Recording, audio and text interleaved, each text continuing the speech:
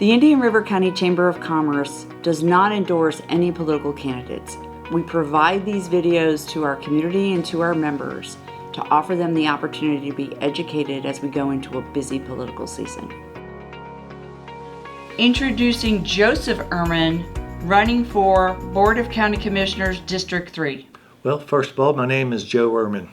I'm your County Commissioner representing District 3, and it's a pleasure to be here, and thanks for the Chamber for doing this and putting this on. I think it's valuable information that everybody, many people know what's going on out there, who's running for office and who's serving for office, so it's a great thing. I have lived in Indian River County all my life. I'm a third-generation Indian River County resident, a fifth-generation Floridian. My grandfather moved up here in 1928 to farm from West Palm Beach. That's where his family had moved after when Flagler was building the railroad. That's where all the jobs were, and he went to college at Cornell University and then came up here and wanted to be a farmer. And my family's been here, my family's been here ever since. Both of my sons are still here. My son Ben is here, and my other son Sam, who's a sheriff's deputy with Indian River County, he is still here, and my 6-year-old granddaughter, she's here also. I've been married to my wife Liz for 40 years. We just celebrated 40 years a month ago, so I'm quite proud of that, and she's behind me all the way in this re-election campaign for County Commissioner. But Indian River County is a special place. It was in 1928 when my grandfather moved here, and it's still special today. It hasn't lost any of its charm. It's still a quaint seaside city. We are experiencing growth. We are experiencing more people living here every day.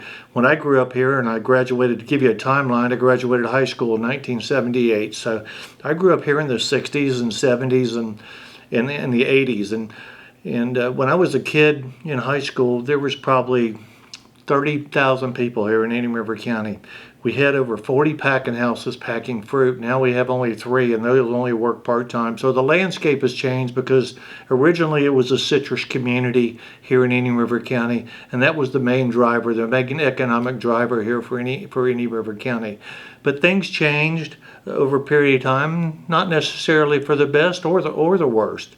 I think it's just an evolution of what's coming next. So next in my life, I ended up getting a job with Indian River County Fire Rescue, then the City of Vero Beach Fire Department at the time in 1980, and I served there until 2015, so 35 and a half years. I retired as the captain in charge of a shift of over 75 personnel at the time in 2015. And what's kind of semi-retired. Then I ran for county commission in 2020, and you re-elected me as your commissioner to represent District 3 and all of Indian River County. So that's kind of been my timeline in my life and what I've done here. And again, my dad in 1949 established a business not too far from where we are today here at the Chamber of Commerce office just down the street. He had the Earman Oil Company in 1949. And then in about 86, he finally retired. He sold it all. So he was in business. And he also, just for trivia purposes, he also was the past president of the Indian River County Chamber of Commerce. So our roots go way back here with the Chamber and with Indian River County and the City of Vero Beach and everything.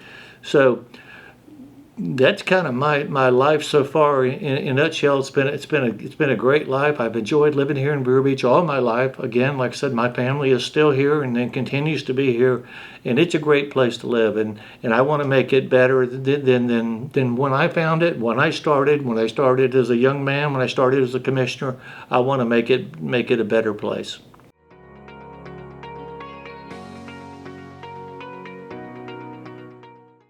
Why do I want to continue to be your county commissioner for Indian River County representing District 3? When I was elected in 2020, I beat a 2-term incumbent with over 60% of the vote. And that gave me a very sound reason to know that I had work to be done because there were a lot of people counting on me at the time. We have done a lot in Indian River County since 2020. I can tell you that we went through COVID, first of all. We got through that. We moved on past it. We are just doing a ton of things. The first thing is that we wanted to bring back good customer service to the county. That was the most paramount thing I think that we have going right now with county government, is because, when you're a builder or you're a homeowner and you want to get a permit for something, it shouldn't take months. It should take at the maximum 30 days or less, or give or take here and there. And it should be done courteously with good service to lead you through the way, because some people they don't know the process, and understandably so.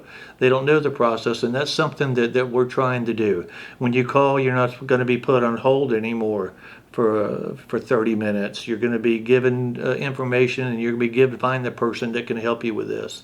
When a county worker with utilities comes out to your home, we want you to make sure that he's courteous and helpful to you, and that the job is done, and is done swiftly and promptly and done correctly. Those are the biggest things that we started on right then and there, because when I became a commissioner, I saw that we had a problem doing things like that, such as getting permits out and good customer service. So that became a priority to me, but that's a never-ending process. It's just getting better, and we're doing bigger and better things. When I was also, which is unusual, I was elected vice chairman in my second year for the Board of County Commissioners, and elected chairman for the 23-24 fiscal year. And in that time, we had to hire a new county administrator and a new county attorney. Our new county administrator, John Catanish, is doing a great job, and he has really put a premium and a priority on customer service, as I said earlier. So that's one of the biggest things that we wanted to get.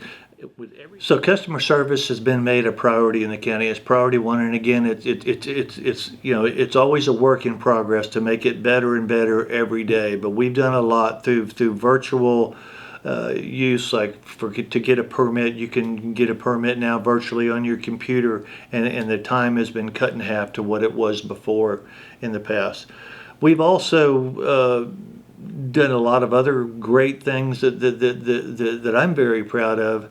And one of the things that I have championed was a new, this may sound trivial, but it was a new county website. I championed that. We made a new county website to get information, because that's how people get their information today, whether it's on their phone, whether it's on their computer, or anything of that nature. That's how they get their information. I championed a new county website. I'm a big advocate when it comes to the lagoon and our natural resources, and that has been something that I have been working on tirelessly for the last 3.5 years. I have a plan to move the water and store our storm water to the west, at least a good majority of it that we can, along with some other projects that we're working on. We've increased our we didn't increase, we finally established a natural resource department in the county. We have a natural resource director who's in charge of things like bee tree nourishment, who's also in charge of the lagoon and natural resources, and works closely with our parks and our conservation land director with regards to natural resources and things that are going on. So those are a few of the environmental things that are real important to me. But also, we have really instituted new growth policies that we're working on now. We're looking at our land development regulations, our comp plans, our zoning, and all that sort of stuff to get ready for the future, because that is one of the biggest challenges that we face, and I'll talk about that further in a minute, I believe, on the next question. But we are really we're either in a make it or break it place. I think we're more in a make it place right now, because we're on top of it, and we're working real hard to prepare for the future. But if we don't keep strong commissioners in office and a board that works together, such as the five of us that work together now and work well with our county administrator and our county staff, it could go south very quickly. And that's not something that I want to do right now, because we are definitely at the precipice of whether we're going to be great in River County, or we're going to be like every other county that didn't take the time to manage their zoning and things properly.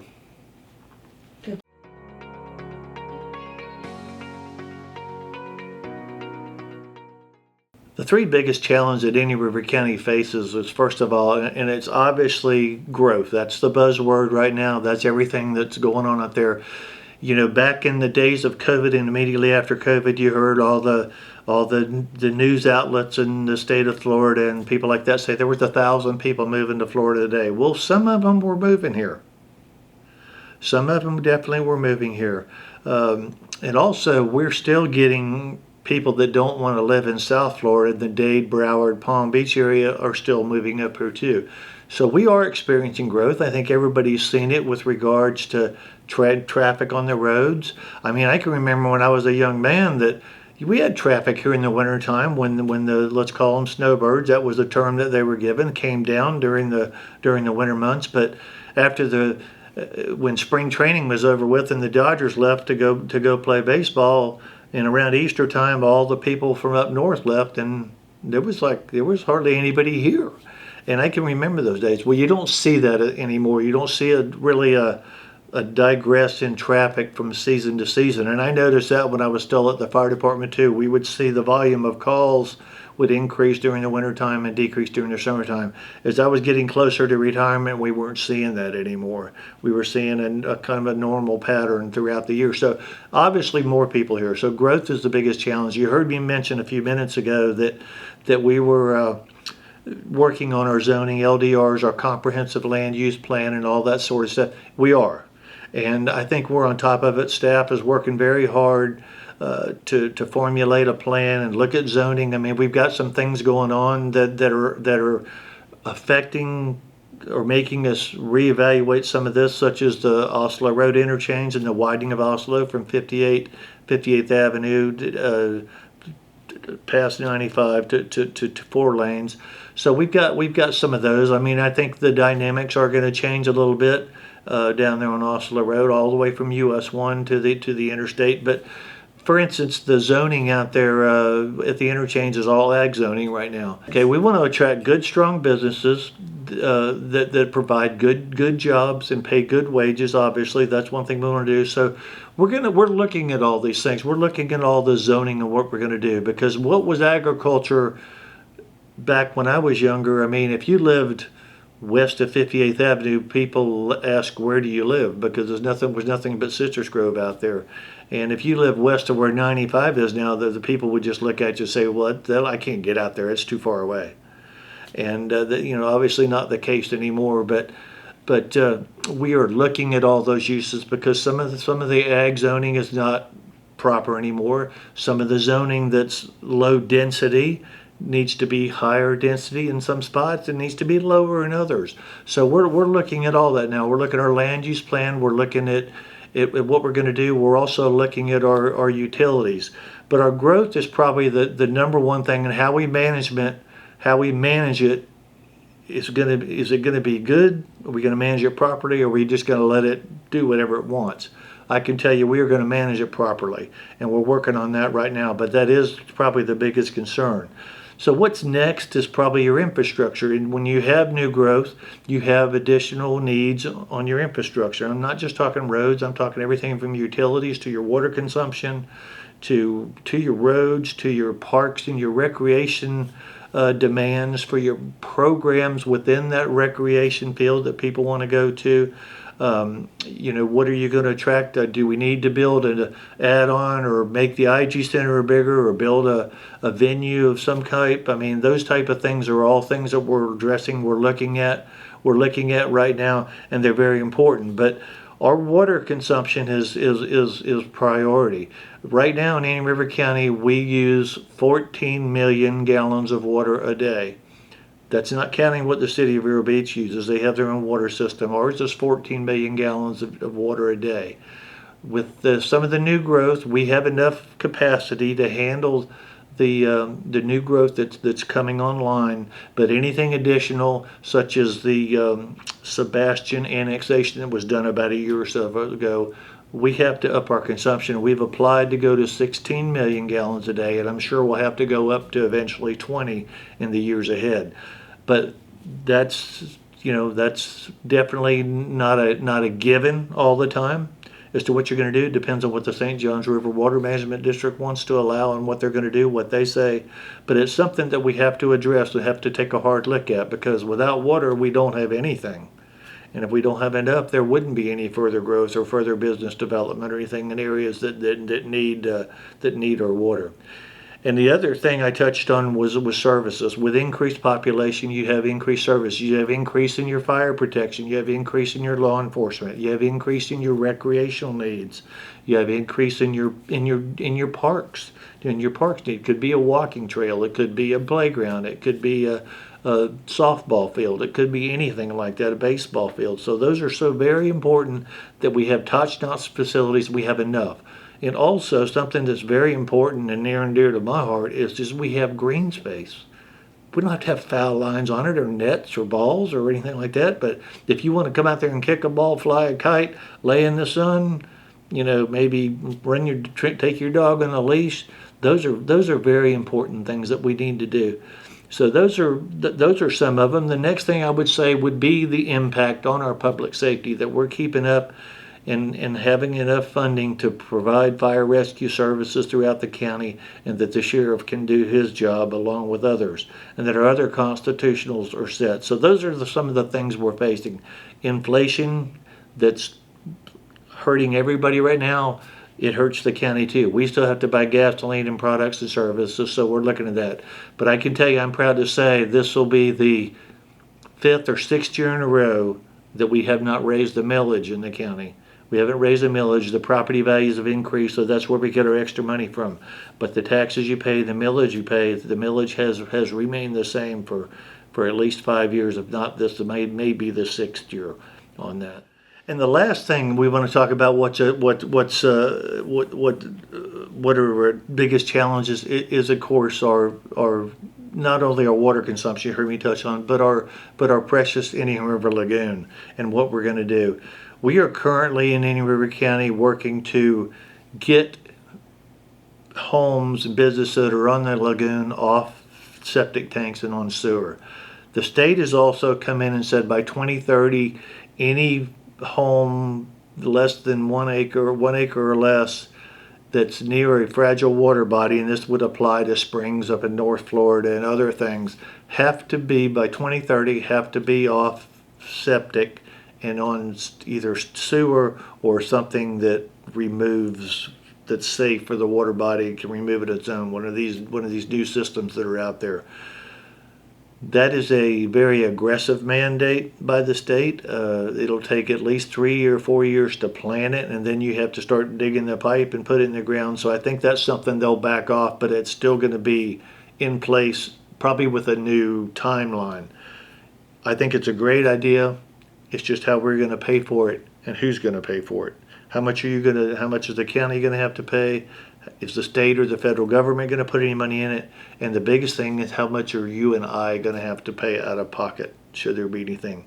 You can ask people to a point to protect the environment with X amount of dollars, but if it gets too high, everybody's going to balk. So we have to make this, when we do this septic to sewer conversion, we have to make it affordable. And that may not sound like much in the what challenge we face, but that's a very big challenge because it's a very big project and it's a very expensive project. And that's something that the current commission and our administration is very well aware of. We're already looking at ideas and things that we want to do.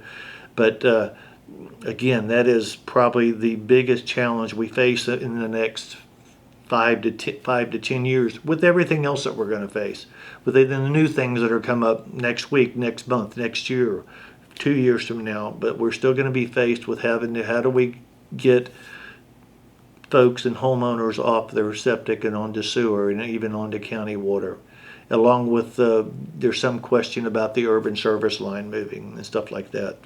In short, I can tell you I'm not for moving the urban service line further west. I can tell you that we have some gaps within the urban service line that we need to correct and that we need to clean up or adjust. For instance, if you have a subdivision on a major road, which we have some on 58th Avenue and 66th Avenue, if you have a subdivision that was built, say, 5 years ago, they're on septic, they're on sewer, water and sewer, because they have to be. Any new development has to be placed on water and sewer in every county. But right across the street is a subdivision was built maybe in the late 70s, early 80s, before the regulations were put in place. we need to get those people over on water and sewer. And that's something that we need to do, and we need to keep it affordable. So that is kind of moving the average service line technically, but I think it's more of an adjustment and more cleaning it up to get the ones that we can on county water and sewer. And I know that we're working with Sebastian right now on some projects up there. We're going to start. We've been in the talks about it. We've already completed that septic to sewer in the Roseland area along the St. Sebastian River. And also we are working on Hobart Park on US 1, which is near the river, to get them off septic to sewer. So that's a huge challenge. It's something that's going to be very expensive, and we've got to figure out how to fund it. But we're going to need the state and the feds' help with it, no doubt, and we've got to make it affordable for people to do it.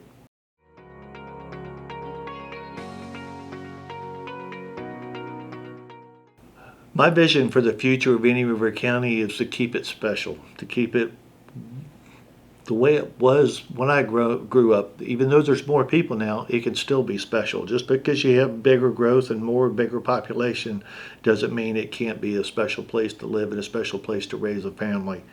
I've raised my family here, and my youngest son, who has a daughter, he is raising his family here. And it's still a fantastic place to live, and I can tell you that I want to see our environment flourish. I want to see our green space, things that you've already heard me discuss earlier in this video. We have to do something with the lagoon. When I was a kid growing up here, we were able to ski on the lagoon, we were able to swim in the lagoon, fish in the lagoon. You didn't have to worry about anything getting sick or anything like that. Not that you have to worry about that now, but we want to make sure that we keep it that way. And I think we have an opportunity to literally turn the tide on the lagoon if we keep doing things correctly. And that's such as getting the people off septic that live around the lagoon, diverting the storm water to the west instead of to the east into the lagoon, along with other stuff. But I want to see a county that we continue our strong advocacy, which I am very proud of, because I'm a sports guy, and parks and recreation are extremely important to me. That again, we have the green space, that we have the ball fields so our kids can learn how to play baseball and softball lines, or they can learn how to play tennis or even pickleball, which is the new craze, obviously. But those things are very special to me, and that's the Indian River County I want to see, that's providing opportunities for families, that's providing jobs here in Indian River County, that we get an industry here in the county that can provide good, solid, long-term jobs and for people. And I know the Chamber's working real hard on that with us, and we appreciate that. But that's things we have to do, and we're currently doing that now. And now is not the time to change our commission. We have 5 great people on there that work really hard, work very well together. We very seldom have a 3-2 vote. Most of our votes are 5-0 or 4-1, but most of the time they're 5-0. And I can tell you that we work good together. We have a great staff that does great things, that's going to continue to see the vision that Indian River County has, and that I share along with my fellow commissioners. And it's a vision that we want to see Indian River County continue to be a special and great place to live. And by following through on a lot of the stuff and the projects that we have right now and keep them going, we can do that. Because like I said earlier, the very first part of the video, we're at that point now where we're on the rise, and we don't want to go down. So it's extremely important that we do everything we can, and that whatever I can do, I'm always here to help. If you want to call me or email me or text me, and I don't respond to you in 24 hours, you need to call the police and come look at it, and come find me, because I will certainly answer your phone calls or any requests that you have, or be happy to meet with anybody at any time with any question you have, whether it's big or small. So if it's important to you, it's important to me. So with that, I just want to keep Indian River County special, and I think that we can do that, and we can continue to do that. But I need your help on August 20th to re-elect Joe Earman, County Commissioner, District 3.